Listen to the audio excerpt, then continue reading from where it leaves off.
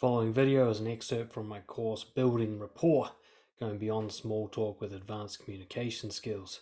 If you like what's in the video and you want to see the extended version and the rest of the course, check out the link in the comments and description below.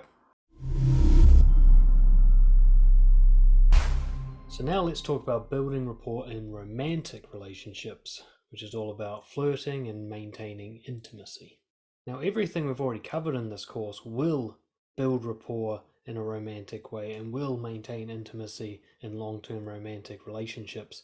But there are some extra key points that we can add to your arsenal to make you even better at this. Flirting is playful interaction.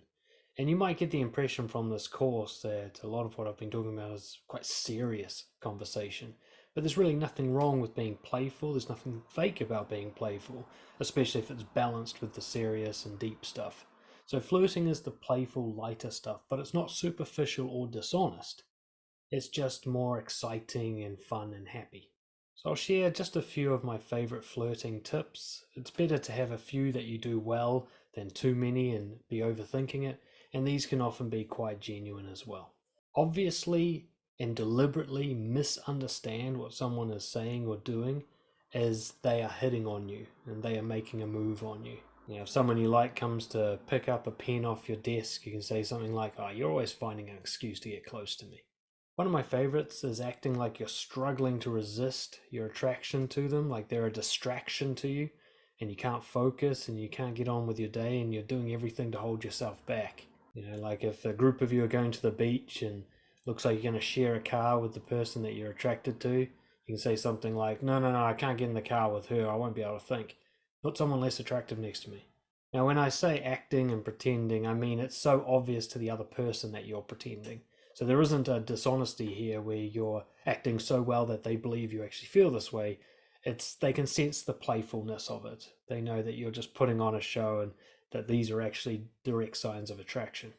And if you want to be more direct, still playful, but not so much, acting and pretending and being childlike, then you can do compliments that are more focused on the sexual and romantic elements of someone. So focused on their looks, focused on the way their body moves, something about the way they smell or groom themselves, the more intense things like eye contact or the sound of their voice. The things that are sort of more physical and sexual about them, you can focus your compliments on that. So if I compliment you on how well you're playing hockey, there's no sexual element to that. But if I compliment you on how good you look in your hockey uniform, then it's clear that, I want more than friendship. But again, always try to bring this playful element into it if you want it to be more flirting than sort of direct hitting on someone. So I could say something like, how am I supposed to appreciate your hockey skills when you look that good in a uniform? Now, making a move or hitting on someone is like flirting on steroids. It can still be playful, but it's super direct. There's no doubt in the other person's mind about your interest in them and that your attraction is romantic and sexual. Whereas flirting can happen between two platonic friends. It can happen in a completely asexual way. Like I'll flirt with my guy friends all the time just because it's hilarious, but I'm not actually attracted to them. Hitting on someone is you're only going to do this when you really want them. Expressing attraction and interest, but really focusing on the attraction element of it. Okay, so you can express interest platonically. You can say, "Oh, you're such a great listener. It's so easy to talk to you." That's not necessarily romantic.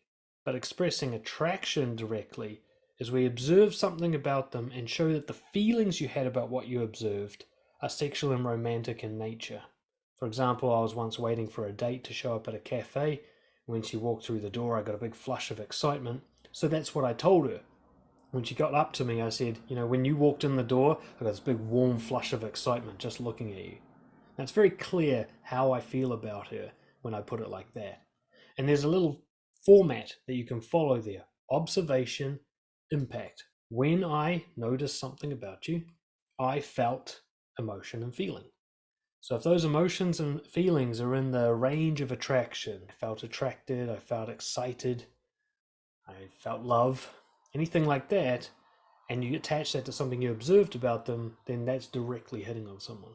Inviting someone on a date. Now, a little powerful technique you can use here is don't ask people on a date. Would you like to go out with me sometime? That's about the worst way you can put it. Would you like to come out for dinner? Would you like to come to the concert? Instead of asking them, invite them. You say, look, I'm going to this concert on Friday night. I'd love it so much if you came along. It would be so much more exciting with you there. Now, you're not actually asking because you're going to the concert with or without them. And this is actually a kind of a broader topic that isn't really covered in this course, but if you really want to build an exciting dating and romantic life, make sure that life exists without another person in it. And therefore, you're just inviting people to a life that's already there. Don't create a life for them. Don't ask someone out to dinner if you don't usually go out to dinner at restaurants by yourself. Right? Don't create a new event for a stranger. It's too high of an investment, and it's just too cliched, and it's just too needy. But if you say, look, I'm planning to go check out this new place on Thursday. It's got my favorite seafood chef. He's just started working there. There's an extra seat at the table if you want to come along. That's so much less needy. And yet, of course, you're also showing attraction and interest in someone and inviting them into your life. Inviting someone to your house at night is usually a pretty clear signal that you want something beyond friendship. And if it's not clear, then say something even clearer. But if you say something like, I'd love to hang out with you, why don't you come by my house, say about 9 o'clock tonight? That person will have to be totally naive to think that you still just want to be friends. But in case they are that naive, or maybe they're not self-confident enough to believe you could possibly want more than a boring friendship with them or whatever, it can be great to set what I call non-platonic boundaries, which is you make it very clear to a person that a platonic friend type relationship is just not possible.